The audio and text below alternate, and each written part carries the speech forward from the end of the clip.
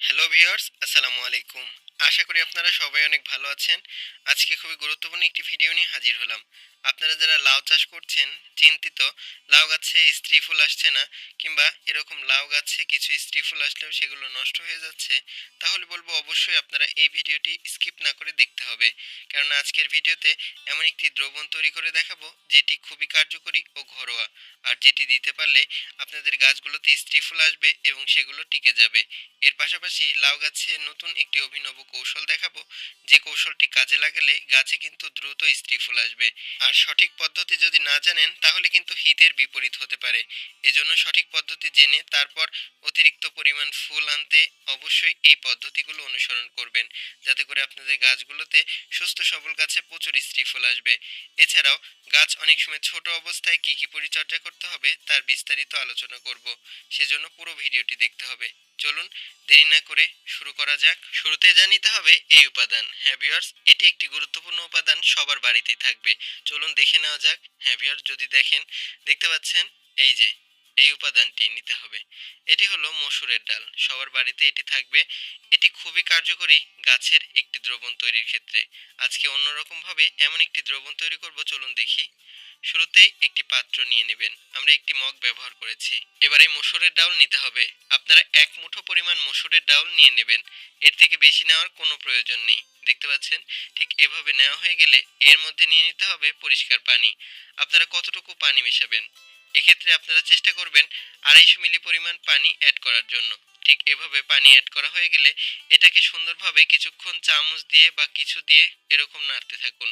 দেখতে পাচ্ছেন, ঠিক এভাবে যখন নাড়তে থাকবেন দেখবেন উপরে ফেনা বের হতে শুরু হয়েছে, অর্থাৎ পানির কালারটাও সাদাটে হয়ে যাবে, এরকম ফেনা তৈরি হবে। আপনারা চাইলে ডাউল রান্না করার আগে এই পানি অবশ্যই ফেলে না দিয়ে রেখে দিতে পারেন, অর্থাৎ ডাউল ধোয়ার পর সেই পানিটা, এটি খুবই কার্যকরী।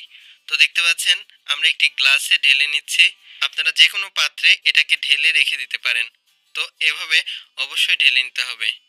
এবার ঢালা হয়ে গেলে এই উপাদানটি খুবই কার্যকরী পরবর্তী স্টেপের জন্য। আপনারা চাইলে এটাকে বেশ কিছুদিন সংরক্ষণ করে রেখে দিতে পারেন, কোনো সমস্যা নেই। তবে সংরক্ষণ করার ক্ষেত্রে মুখ ঢেকে রাখবেন, যে পাত্রে রেখে দেবেন।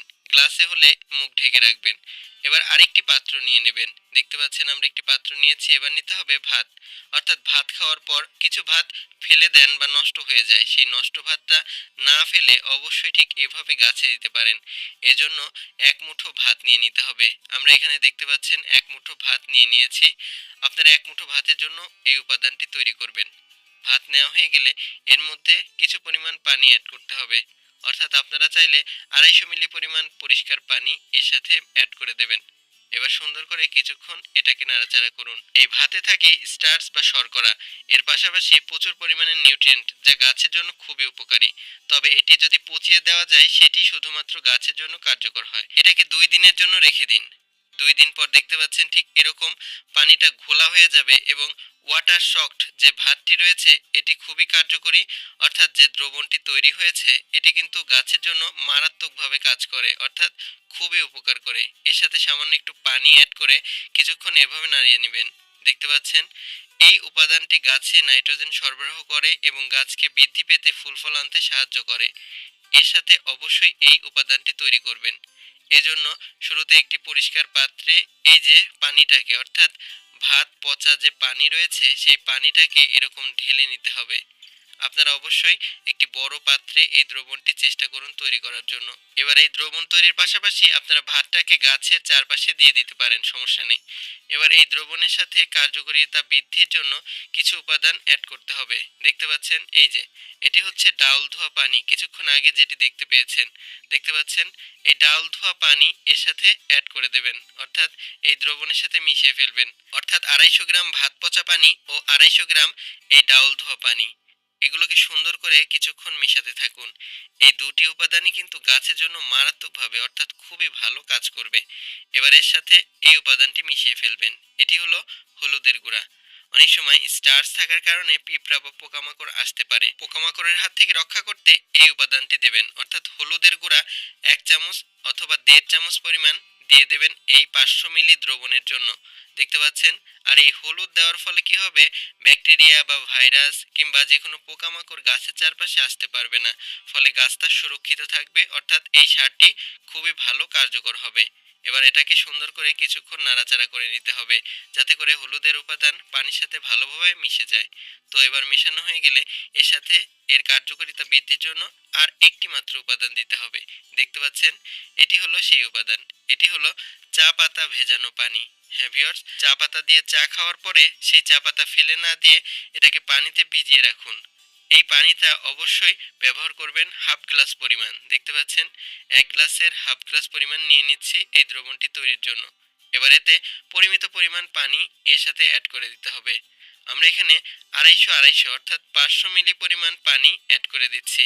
অর্থাৎ 500 মিলি দ্রবণের জন্য 500 মিলি অর্থাৎ ডাবল পানি অ্যাড করতে হবে। দেওয়া হয়ে গেলে এটাকে সুন্দর করে নাড়াচাড়া করতে হবে। এটি কিন্তু খুবই কার্যকরী একটি দ্রবণ। তো এটি আপনারা তৈরি করার পর রেগুলার গাছে দেবেন। বিশেষ করে যখন গাছে ফুল ফল না আসে তখন গাছে দিতে হবে। এর পাশাপাশি গাছে প্রচুর শাখা ছাড়তে সাহায্য করে এটি। এবার লাউ গাছের স্পেশাল পরিচর্যা, যেটি অবশ্যই আপনাকে করতে হবে। লাউ গাছে যখন জানলায় উঠে যাবে, অর্থাৎ 10 পাতা পার হয়ে গেলেও যতদিন না পর্যন্ত জানলায় উঠছে ততদিন পর্যন্ত এই কাজটি করবেন না। কি করবেন, মেইন ডগাটি অর্থাৎ প্রথম যে শাখা বের হয় সেই ডগাটি কেটে দিতে হবে। আপনারা ঠিক এভাবে কেটে দেবেন।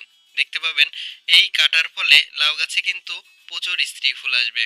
এছাড়াও আপনারা চাইলে বেগুন গাছের ক্ষেত্রেও এটি ফলো করতে পারেন।